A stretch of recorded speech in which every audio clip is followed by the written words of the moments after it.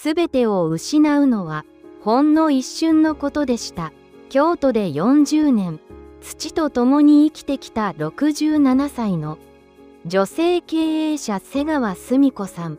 完璧だったはずの彼女の人生がある嵐の夜、音を立てて崩れ去ったのです。頼れる人は誰もいませんでした。弁護士も息子さえも彼女を助けてはくれなかった。暗闇の中で震える彼女の手を握ったのは、古びた温室を守る一人の置いた庭師でした。しかも彼の目には光が宿っていなかったのです。なぜ何も見えないはずの彼が彼女を絶望から救い出せたのでしょうか。その根っこにある真実を今からお話ししましょう。澄子さんは業界では知らない人のいない有名人でした。鉄の女社長、それが彼女につけられた異名です。夫が急逝した後、女手一つで会社を守り抜いてきました。弱音は吐かない、涙は見せない、常に背筋を伸ばし、冷徹なまでに完璧な庭を作り続ける。それが彼女の誇りであり、生きる術でした。彼女の管理する庭園は全国に300カ所を超えます。しかしその完璧な美しさの裏側に深い孤独が潜んでいることに彼女自身気づいていませんでした。完璧であればあるほど人は離れていくものなのかもしれません。静かなほころびはある秋の取締役会で突然形を成しました。おばさん、もう時代が違うんですよ。冷ややかな声の主は甥いの堂島良でした。45歳、IT 企業の役員。柔和な笑みを浮かべながら、その目は蛇のように冷たく澄んでいます。デジタル化、合理化、そして再開発。今の造園業にはあなたのこだわりなんて必要ない。澄子さんは唇をかみしめ静かに返しました。庭は数字で作るものではありません。しかし量の計算はすでに終わっていたのです。彼は巧妙な言葉で澄子さんの息子優斗さんさえも味方に引き込んでいました。お母さんももう休むべきだよ。身の息子のその一言が何よりも深く彼女の胸を突き刺しました。信じていた大地が足元から音もなく消えていくような、そんな感覚でした。取締役会を追い出されるように去った澄子さん。3ヶ月後には臨時株主総会が開かれます。それは事実上の彼女の追放宣言でした。味方だと思っていた社員たちは寮の提示した好条件に目を輝かせ、澄子さんを避けるようになりました。焦燥、怒り、そして底知れぬ空虚感。会社のために捨ててきた自分の人生は何だったのか。雨足が強まる京都の街で彼女は行き場を失っていました。スマートフォンにはひっきりなしに債権者からの連絡が入ります。震える指で彼女が向かったのは、かつて亡き夫と歩いた郊外の古い植物園でした。それは経営者としてではなく、一人の瀬川澄子に戻れる唯一の場所だったからです。植物園に着く頃には空は不吉なネズミ色に染まっていました。大型の台風がすぐそこまで迫っていたのです。閉園時間を過ぎた園内には人影一つありません。それでも澄子さんは吸い寄せられるように巨大なガラス温室へと足を踏み入れました。生い茂る熱帯植物、湿った土の匂い。誰かいるのですか？暗がりの奥で土をいじる小さな音が聞こえました。振り返ったのは白髪の穏やかな表情をした老人でした。その瞬間、運命を嘲笑うかのように轟音とともにすべての照明が消え去りました。完全な暗闇、そして外では猛烈な嵐の咆哮が始まりました。この一筋の光も届かない場所で、彼女は一体何を見つけることになるのでしょうか。彼女の本当の戦いはまだ始まったばかりでした。慣れ親しんだ社長室の扉が今日はひどく重く感じられました。廊下ですれ違う社員たちはそっと目をそらし足早に去っていきます。昨日まで社長と呼んでいた声が今は遠い幻のようです。デスクの上に置かれた一輪の枯れた蘭、それは彼女の今の立場を無言で象徴しているようでした。孤立、それは静かにしかし確実に彼女の首を絞めていました。かつて自分が築き上げたこの城が自分を拒絶している、そんな奇妙な感覚に襲われました。引き出しの奥で見つけた一通の書面、そこには目を疑うような事実が記されていました。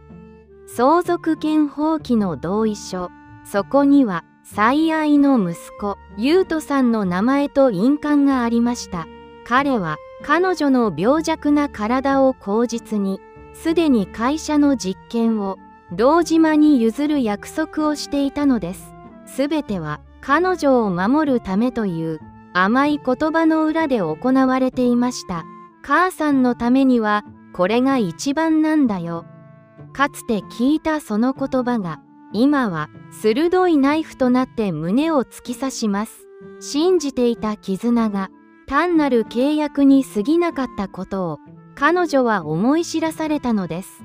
怒りというよりも深い虚無感が彼女を支配しました。会社を離れ彼女が最後に向かったのは創業の地である小さな庭園でした。しかしそこで彼女を待っていたのは無残な光景でした。重機の方向、土足で踏みにじられる亡き夫と植えた思い出の木々。何をしているのですか？叫ぶ彼女の前に堂島が冷ややかな笑みを浮かべて現れました。ここはもう駐車場になるんですよ。効率、利益、彼らの語る正義の中に彼女の守ってきた魂はみじんも含まれていなかったのです。積み上げてきた40年がわずか数時間でただの瓦礫へと変わっていく、その様子を彼女はただ立ち尽くして見つめるしかありませんでした。雨が降り始めました。冷たい雫が彼女の頬を伝い、スーツを濡らしていきます。堂島が差し出したのは一枚の法的な通知書でした。立ち入り禁止、それは自分が作った庭への永久的な追放宣言でした。家族も会社も誇りさえも全てを奪われた彼女の手元に残ったのは雨に濡れた古い植物園の入場券だけでした。もうあなたの居場所はどこにもない。誰かが耳元でそう囁いたような気がしました。もはや消えてしまいたいという思いが彼女の心を支配し始めていました。ずぶ濡れのままたどり着いた郊外の古い植物園。閉園間際の静寂の中で彼女は温室の扉を押し開けました。湿った土の香りが冷え切った体をくるみ込みます。まだそこにいらっしゃるのですか？震える声で問いかけると、暗闇の奥からあの老人の静かな声が響きました。雨の音であなたが来たのが分かりました。光を失った彼の瞳はなぜ彼女の深い悲しみを見抜いているのでしょうか。彼は一鉢の小さな苗を差し出しました。根っこさえ生きていればまた芽は出ます。その言葉は今の彼女にとって残酷な慰めでしょうか。それとも救いへの道しるべなのでしょうか。暗闇の中で二人の静かな対話が始まろうとしていました。嵐の方向がガラス温室を激しく揺らしています。停電の闇の中、瀬川澄子さんは立ち尽くしていました。目の前にいるのは光を失った老庭師光雄さんだけです。エリートとしてのプライドが彼女に虚勢を張らせました。おいくらお支払いすればよいのかしら。この嵐をしのがせていただく代金です。澄子さんは震える手でブランド物のバッグを強く握りしめました。しかし帰ってきたのは深い静寂でした。光雄さんは土のついた指先でそっと温室の柱を撫でました。ここにはお金で測れるものはといとつありませんよ。静かな、しかし拒絶の色を含んだ声でした。すべてを失った彼女にとって金は唯一の武器だったのです。澄子さんの脳裏に今日の取締役会での冷ややかな視線がよみがえります。おばさん、あなたはもう枯れた古木なんです。老いの堂島が放った毒のような言葉、そして背を向けた息子、優斗さんの後ろ姿、完璧に手入れされたはずの彼女の人生が、なぜこんなにも脆く崩れたのでしょうか。私は間違っていなかったはずです。暗闇に向かって誰にともなく彼女はつぶやきました。日本一の庭を作り続けてきたのですから、自分の正しさを証明したい。その一心で彼女は生きてきました。しかし、暗闇は何も答えてはくれません。ただ、雨音だけが彼女の孤独を嘲笑うかのように響いていました。光雄さんがゆっくりと口を開きました。実は、ここを訪ねてきたのは、あなたが初めてではありません。澄子さんの心臓が大きく跳ねました。10年前あなたの旦那様がよくここへいらっしゃっていました。夫が仕事一筋で植物園などに興味のなかったはずの夫が、なぜ彼はいつもこうおっしゃっていました。妻は美しすぎる庭を作ろうとして自分を追い詰めている。いつか彼女が倒れた時、どうかこの土を触らせてやってほしいと、夫は彼女の完璧主義の裏側にある悲鳴を誰よりも早く聞き取っていたのです。彼女が守ろうとしていた会社は、夫にとっては彼女を苦しめる鎖に見えていたのかもしれません。本当の裏切りは夫ではなく自分の慢心だったのではないか。その疑念が彼女の胸に深く突き刺さりました。その時、温室の外で鋭いライトの光が走りました。けたたましいエンジン音、まだこんなところにいたんですか、おばさん。スピーカー越しに響く、あの忌まわしい堂島の声でした。その古い温室も明日の朝には取り壊します。不法侵入で訴えられたくなければ、早く出てきなさい。彼は、夫が残した唯一の遺言の場所さえ、公立という名のもとに消し去ろうとしているのです。優斗も、もう納得していますよ。早くその盲目のゴミを捨てて、こちらへ。澄子さんは、怒りで全身が震えました。自分の誇りだけでなく、他人の静かな人生までも土足で踏みにじる行為、それが自分が作り上げてきた合理的な世界の正体だったのです。光雄さんは動じることなく足元の苗を見つめていました。澄子さん、嵐の夜には無理に打とうとせず、根っこに身を任せるのも一つの方法ですよ。彼は泥にまみれた右手をそっと差し出しました。あなたの庭はまだ終わっていません。その手を取れば、今までの地位も、名声も、すべてを捨てることになるでしょう。しかし、彼女の瞳には、今までになかった、静かな炎が宿り始めていました。果たして、何も持たない二人が、巨大な権力に、どう立ち向かうというのでしょうか。嵐が過ぎ去った後、そこには、どんな目がいぶいているのでしょうか。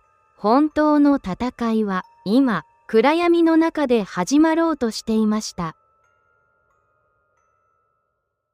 嵐が温室を飲み込もうとしていました。叩きつける雨音、きしむガラスの悲鳴、暗闇を切り裂くサーチライトの光の中に、老いの堂島の霊障が浮かびます。おばさん、往生際が悪いですよ。この土地の売却契約書には、優斗さんのサインも、もう入っているんです。澄子さんは温室の柱をおれんばかりに握りしめました。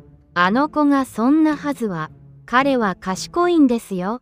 沈みゆく泥船からいち早く降りただけのことです。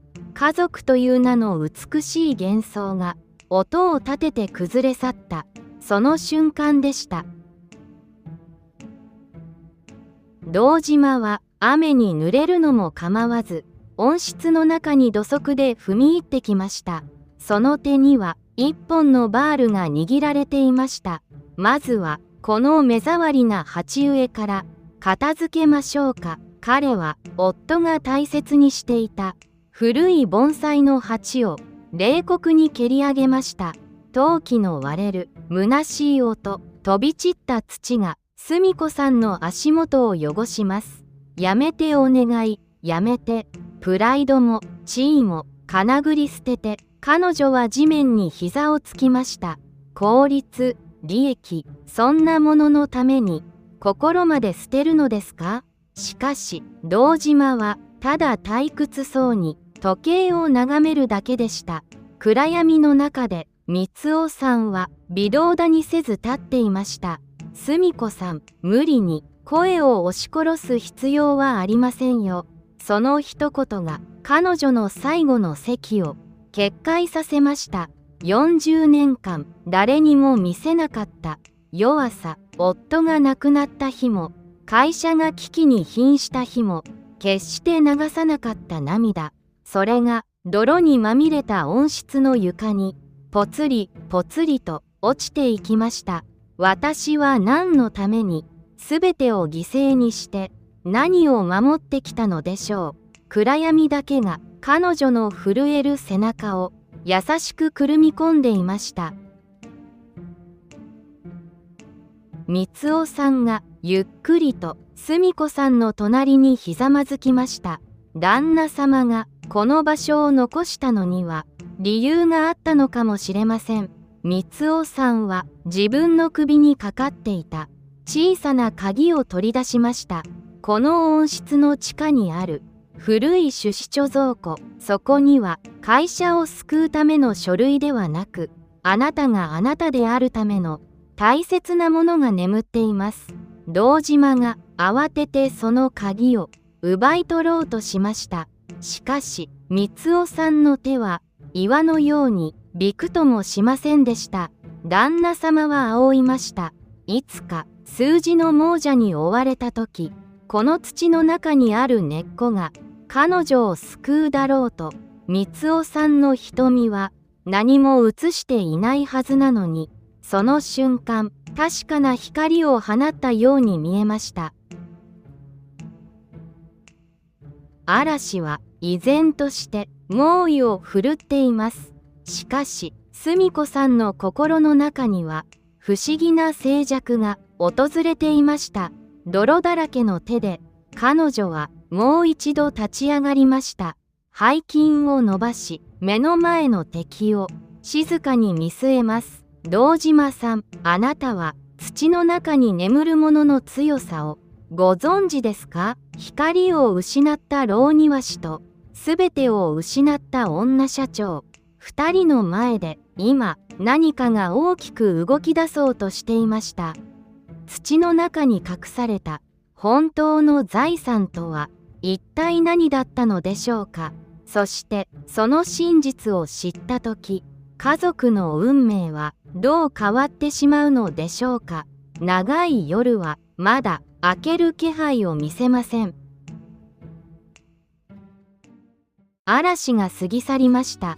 夜明けの紫色の光が壊れかけた温室に静かに差し込みます。光雄さんが重い地下の扉をゆっくりと押し開けました。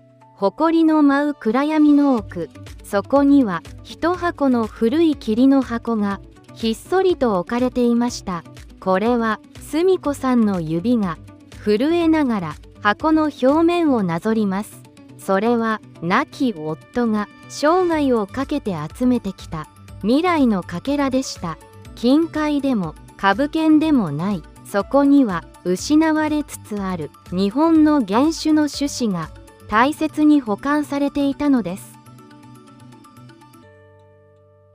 箱の底から見つかったのは一通の分厚い封筒でした。そこには全国の職人たちと夫が交わした信頼の証書が入っていました。